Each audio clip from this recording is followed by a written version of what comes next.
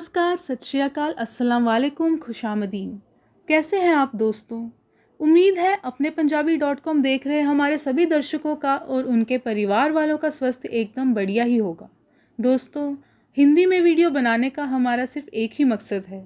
देशों विदेशों में रह रहे हमारे जितने भी फैंस हैं, उनको पंजाब के बारे में, पंजाब की धरती के बारे में, पंजाब के वीर योद्धाओं के बारे में और तमाम पंजाब की जितनी भी संस्कृति है उसके बारे में बड़ी आसानी से हिंदी भाषा में जाना जाए।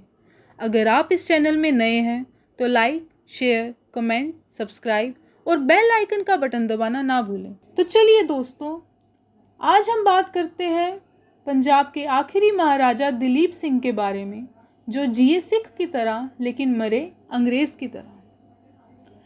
दोस्तों, हमारे देश में कई राजा महाराजा हुए हैं और सभी के साथ कुछ ना कुछ कहानियाँ जुड़ी हुई हैं। आज हम जिस महाराजा के बारे में बात करने जा रहे हैं, उनके साथ भी एक बेहद दिलचस्प और दर्दनाक कहानी जुड़ी है। ये है महाराजा दिलीप सिंह। हो सकता है कि आप सबने भी कभी इनका नाम ना सुना हो, लेकिन आपकी जानकारी के लिए बता दें कि दिलीप सिंह देश के शक्तिशाली महाराजा रणजीत सिंह और महारानी जिंद कौर के सबसे छोटे बेटे थे। इनका जन्म 6 सितंबर 1838 को पाकिस्तान के लाहौर में हुआ था। किस्मत ने शुरू से ही इनका साथ नहीं दिया, क्योंकि इनके जन्म के कुछ समय बाद ही पिता महाराजा रणजीत सिंह की मौत हो गई। 5 साल की उम्र में इन्हें राजा की गद्दी पर बैठा दिया गया, लेकिन महाराजा रणजीत सिंह की मौत के बाद पंजाब काफ़ी कमज़ोर पड़ गया था और अंग्रेज़ों ने मौका देखकर पंजाब पर हमला कर दिया। सन 1849 में पंजाब पर कब्ज़ा करके दिलीप सिंह को गद्दी से अंग्रेज़ों ने हटा दिया। दिलीप सिंह के जन्म से लेकर उनकी मौत तक की कहानी बेहद दिलचस्प है। जहां एक तरफ इनका जन्म सबसे धनी परिवार में हुआ था, तो वहीं इनकी मौत पेरिस के एक सस्ते होटल में हुई। इस बीच इन्होंने अपनी ज़िंदगी में कई अच्छे तो कई बुरे दिन भी देखे। तो चलिए जानते हैं महाराजा दिलीप सिंह के जीवन से जुड़े कुछ महत्वपूर्ण पलों के बारे में। इतिहासकारों के अनुसार दिलीप सिंह को गद्दी से हटाने के बाद उन्हें अपनी मां से दूर कर दिया गया। पहले उन्हें फतेहगढ़ भेजा गया, जो वर्तमान उत्तर प्रदेश में है। इसके बाद उन्हें इंग्लैंड भेज दिया गया। उन्हें इंग्लैंड भेजने का मकसद यही था कि दोबारा अपने राज्य को पाने के लिए युद्ध न कर सकें और वहाँ की संस्कृति में रच बस जाएं। अंग्रेज़ों की ये चाल सफल साबित हुई। जब 1854 में वे इंग्लैंड पहुँचे तो उन्हें क्वीन विक्टोरिया से मिलाया गया। क्योंकि दिलीप सिंह का व्यक्तित्व बहुत आकर्षक था, इसलिए क्वीन विक्टोरिया को दिलीप सिंह बेहद पसंद आए। वे उन्हें अपने बेटे की तरह प्यार करती थी और उन्हें अपने साथ रखने लगी। दिलीप सिंह का रंग अंग्रेज़ों से थोड़ा अलग था, इसलिए क्वीन उन्हें प्यार से द ब्लैक प्रिंस बुलाया करती थी। इसी नाम से उनके नाम पर एक फिल्म भी बनी थी, जिसमें पंजाब के लोकप्रिय सिंगर एक्टर सरताज ने महाराजा दिलीप सिंह का रोल निभाया था। महाराजा दिलीप सिंह इंग्लैंड पहुंचने के बाद काफ़ी वर्षों तक वहां रहे।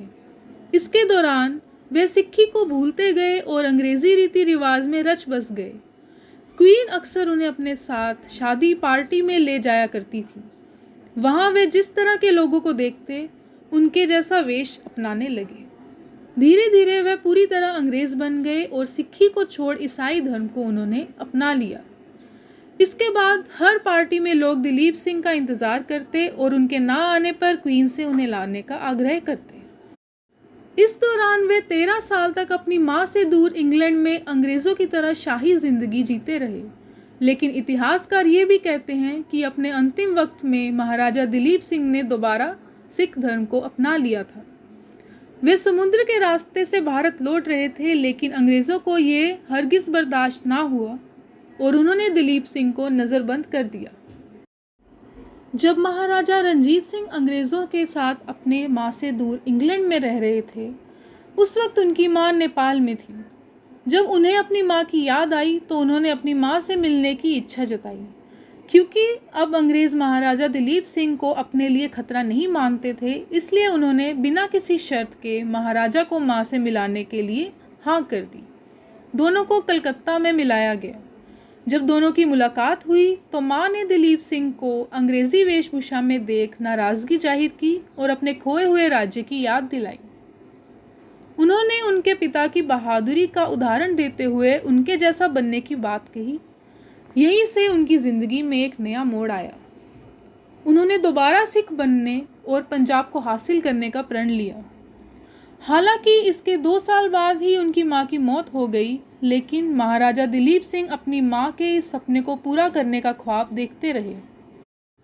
कलकत्ता से इंग्लैंड पहुंचने के बाद जब वे अपने परिवार के साथ भारत लौटने की तैयारी कर चुके थे, इस बात की जानकारी उन्होंने अंग्रेज़ों को भी दे दी थी। ये बात सुनकर अंग्रेज़ परेशान हो गए, क्योंकि वे दोबारा इस स्थिति को बर्दाश्त नहीं कर सकते थे। इसे देखते हुए उन्होंने महाराजा को नज़रबंद करने का फैसला किया। महाराजा दिलीप सिंह ने पानी के जहाज़ से भारत आने का निर्णय लिया। जब वे भारत आ रहे थे तो रास्ते में उनका जहाज़ एडन नामक जगह पर रुका। जहाज़ रुकते ही अंग्रेज़ों ने दिलीप सिंह और उनके परिवार को पकड़ लिया। हालांकि परिवार को तो इंग्लैंड वापस भेज दिया गया, लेकिन महाराजा को नज़रबंद कर दिया गया। वे नहीं चाहते थे कि दिलीप सिंह अपने राज्य को वापस पाने के लिए बगावत करें।